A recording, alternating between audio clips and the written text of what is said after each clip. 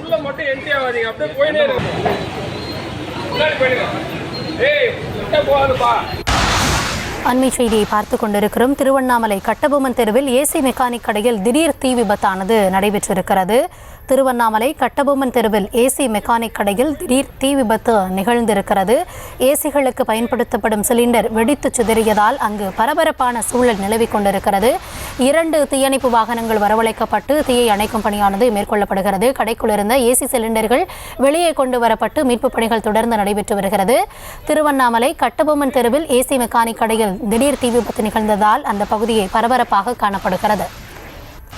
இது குறித்த விவரங்களுக்காக இணைகிறார் எம்முடைய செய்தியாளர் சசிகுமார். சசிகுமார், நிகழ்வு எப்போது நடைபெற்றது? தற்பொழுது தீயானது முற்றிலுமாக அணைக்கப்பட்டு விட்டதா? என்ன கள நிலவரம்? வணக்கம். திருவண்ணாமலை நகரினுடைய முக்கிய பகுதியாக இருக்கக்கூடியது கட்டபொம்மன் தெரு. அந்த பகுதியில் சிட்டி ஏர் பஸ் நிறுவனத்தை பாஸ்கர் என்ற நபர் நடத்தி வருகிறார். இந்த நிலையில் இன்று காலை அவர் கடையை திறந்துவிட்டு கடையினுடைய குமஸ்தாவிடம் கடையை ஒப்படைத்துவிட்டு கடையினுடைய உரிமையாளர் வெளியே சென்றிருக்கிறார்.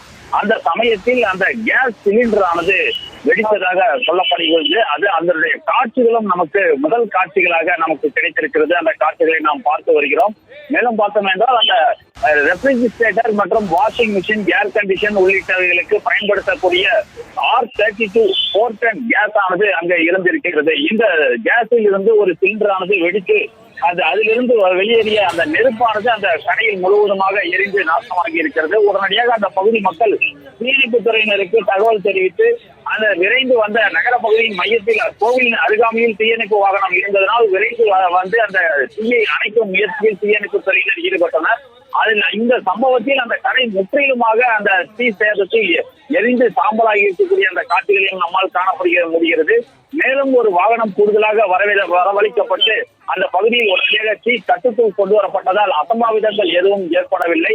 மேலும் பார்த்தோம் என்றால் அந்த கடையில் இருந்த முழுமையான அந்த பொருட்கள் அனைத்தும் எரிந்து சாம்பலாகி இருக்கிறது. அந்த 3 சிலிண்டர் ஆனது அந்த கடைக்குள் இருந்திருக்கிறது.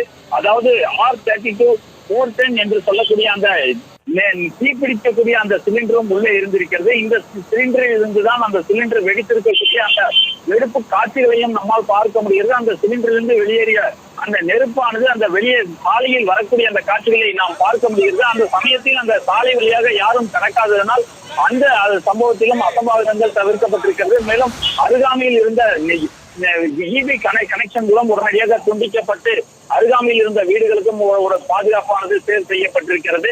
இந்த தீ சம்பவத்தில் எந்த அசம்பாவிதங்களும் அதிர்ஷ்டவசமாக நடைபெறாததால் அந்த பகுதியில் தீயணைப்பு துறையினர் கட்டுக்குள் கொண்டு வந்திருக்கின்றனர்.